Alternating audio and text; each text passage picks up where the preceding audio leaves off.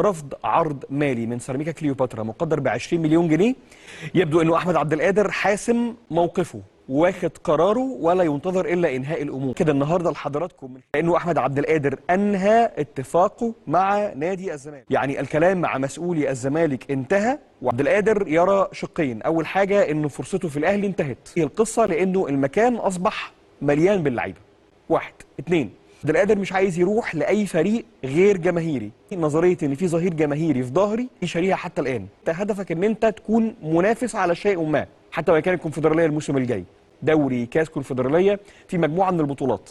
الزمالك النوعيه دي من اللعيبه بيكون ليها ظهير جماهيري محترم، لكن ستايل عبد القادر في اللعب بالنسبه للزمالك محبوب.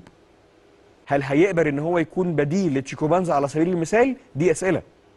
هي دي الحاجه التي ما تزال منتظره حتى الوقت الحالي.